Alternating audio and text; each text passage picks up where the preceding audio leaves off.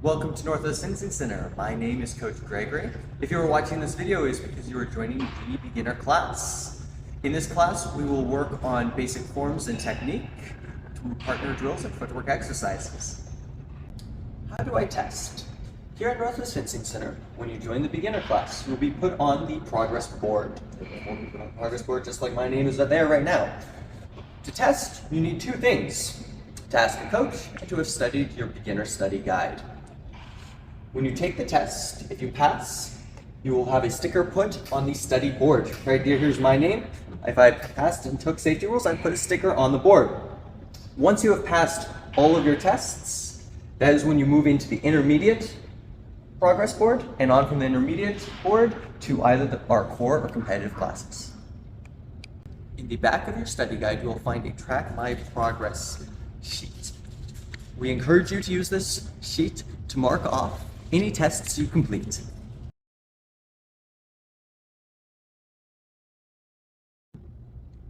The equipment. Here at Northwest Fencing Center, you must wear all of the proper gear at all times to be safe and to fence. The first piece of gear is the chest protector. The chest protector goes on over the chest, just as such. The next piece of equipment is the jacket. Kid sizes are on the bottom, adult sizes are on the top. It goes yellow as for small, blue for medium, red for large, and the extra large sizes are over on the right. Next, we'll come on over here and grab a glove for our dominant hand. I'm gonna grab a large size, the red. That'll go over the sleeve of the jacket when you put it on. Next comes the mask, again with the different sizes. Mask goes on, put it over the chin. Once you have all of your fencing gear on, you may take your foil, keeping the tip of the weapon below the knees. You're good to fence. Safety rules. Here at Northwest Fencing Center, you must obey all of the safety rules at all times when you are in the premise. The first safety rule: keep the tip of the weapon below your knees at all times while you are not fencing. Second, you may not fence anyone when you or they do not have all of the proper fencing gear on: the mask, the glove, the jacket, and the chest protector. Third, when you are crossing one of the fencing strips, you may not cross it if there is another fencer on it. You must walk around or outside of the gym. Fourth, when taking on or putting off your mask, you must use one hand or put your foil on the ground, as such. And finally, when the coach says halt, you must stop. The on-guard position. The on-guard position is the basic stance of fencing. It is essential for good balance and mobility while fencing. To do your on-guard position, you will take your feet and put them in L shape, with shoulders width apart. Then you will bend your knees. You want your knees over your toes. Bring your front arm forwards, arm untucked, back arm relaxed behind you. And there you go. So on-guard position. Footwork. The first piece of footwork we are going to learn today is the advance. We begin with the front foot, end with the back foot. The goal is to move towards our opponent. Next, the retreat. We begin with the back foot, end with the front foot. Again, good balance, on guard position. Next is the lunge. This can be used to attack our opponent. We begin by extending our arms, tip going forwards, kick our front leg, front knee over our toes, back leg straight.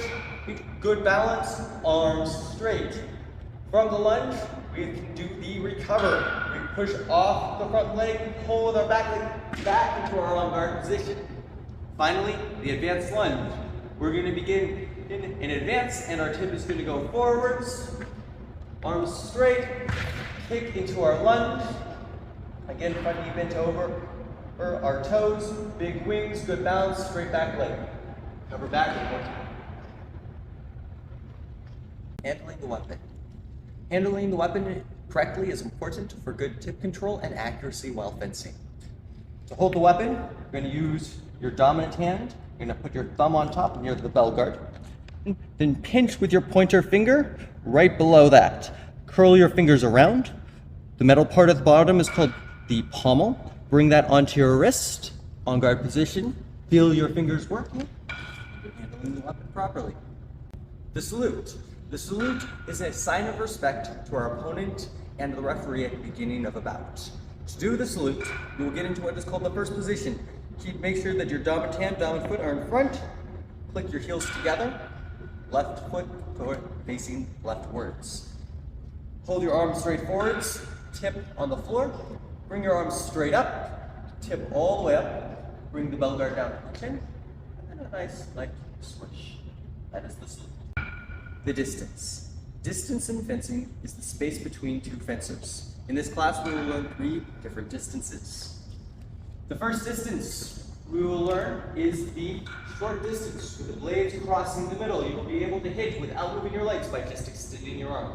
Next, with the blades crossing at the top, is the medium distance, where we can hit with a lunge. And finally, long distance, where our hips are not quite, or our blades are not quite crossing, and we can hit with 2 pieces of forward footwork. Advanced lunge typically. Finally, there's one concept you need to know, that is maintaining distance. When I move backwards, he moves forwards. When I move forwards, he moves backwards. This is called keeping distance. The target. The valid target in foil fencing is the metallic material on me. That is the neck, the torso, the flanks, the shoulders, and the back. Any hit that occurs off of the valid target area is off target. When a hit happens, the fencers halt and determine where the hit happened. The targets are 4 imaginary lines that divide the target. The 4 lines are divided by the tip being above or below the bell guard, or being outside or inside of the target. Outside being the fencing arm side, inside being towards the non-fencing arm side of the body. Here is the high outside, low outside, low inside, and high inside. Simple attacks. In this class, we will learn 3 different simple attacks: the straight attack, the disengage, and the beat attack. The straight attack is done by attacking in the same line to the target, executed here with an advance. Next is the disengage. The disengage changes lines by going around the opponent's bell guard. Finally is the beat attack. The beat attack, or the beat, is a quick, sharp tap of the opponent's blade, executed to make them parry or to react, take the blade out of the line, and finish. Hand positions. We'll learn 4 different hand positions in this class. Each hand position will close a specific line. The first hand position is position 6, your on guard position. This closes the high outside line. Pommel on the wrist, tip pointed forwards. Next, position 4, hands still pointed towards the target. This closes the high inside line. Next, position 7, palm up, tip towards the opponent's legs, closing the low inside line. Finally, position 8, pommel on the wrist. This position closes the low outside line. Defenses. The first way you're going to learn to defend yourself in this class is the distance defense. When Coach Tricio attacks me, I will use my retreat to get out of distance and then attack to hit him. The second way we're going to learn to defend ourselves in this class is the parries. The first parry we're going to learn is the lateral parry. The lateral parry moves from side to side. We'll begin from position 6 and parry to position 4. From position 4 to position 6. From position 8 in the low line to position 7. And from position 7 to position 8. The next parry we are going to learn is the semicircular parry. The semicircular parry goes from the high line to the low line, or from the low line to the high line. We're going to begin in position 6 and parry to position 8. From position 8, we're going to parry to position 6. From position 4, we're going to parry to position 7. And from position 7, we're going to parry to position 4. The final parry we are going to learn in this class is the diagonal parry. The diagonal parry goes from the high line to the low line and inside to outside and back. We're going to begin from position 6 and parry to position 7. From position 7, we're going to parry to position 6. From position 4, we're going to parry to position 8. And from position 8, we're going to parry to position 4. The next parry we're going to learn is the circular parry. The circular parry begins and ends in the same line. The first parry, the circular parry we're going to do is the circular 6. Next is the circular 4. From 4 to 4. Next, position 7. We're going to go from position 7 to position 7. And finally, from position 8 to position 8. Keep the tip pointed towards the opponent's target as much as possible. Final notes on the parry. When taking a parry, completely deflect the opponent's blade. Parry with the strong part of your blade against the opponent's weak part. Keep your tip pointed towards your opponent so you have an easier time making the riposte. The riposte is the attack made after a parry, to be tried whenever possible. Right of way. Right of way determines who gets the point if both fences hit each other. Right of way is gained by one of two ways: to be the first person to attack the opponent, or be the last person to defend yourself. If you are the only person to hit, even if you do not have right of way, you will still get the point. However, if the person with right of way hits off target, then the other person hits on target. The person with right of way's off target overrides the on target hit. Compound attacks. A compound attack is any attack made with a feint.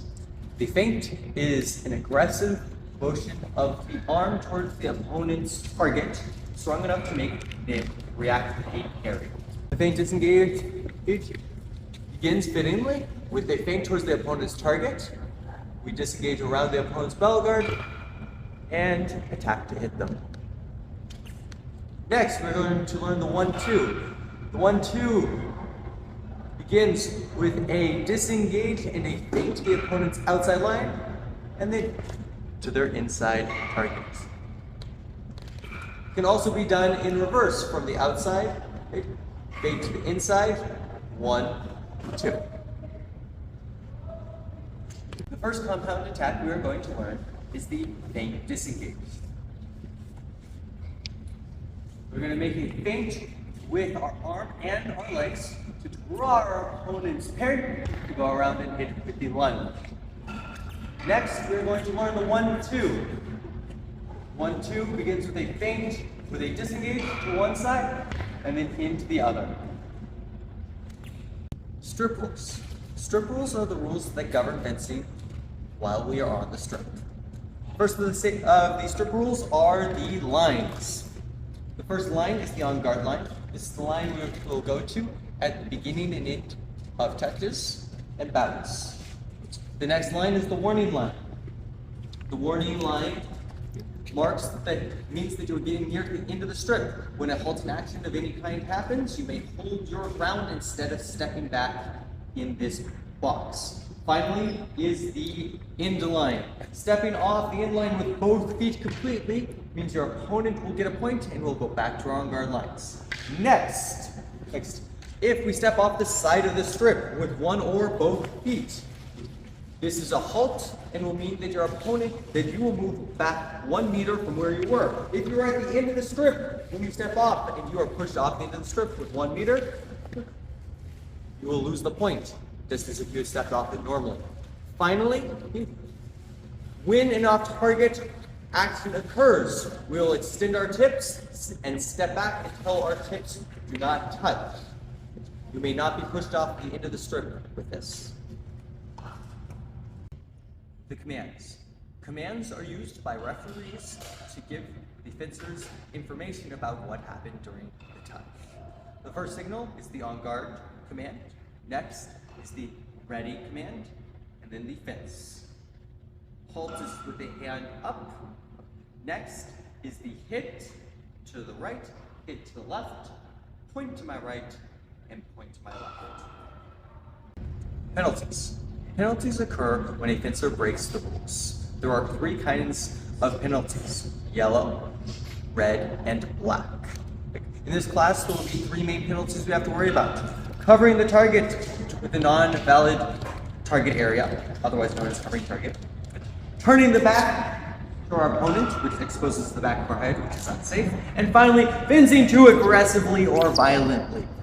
The first time one of these rules is broken, you will receive a yellow card. You cannot receive a point when you get a yellow card.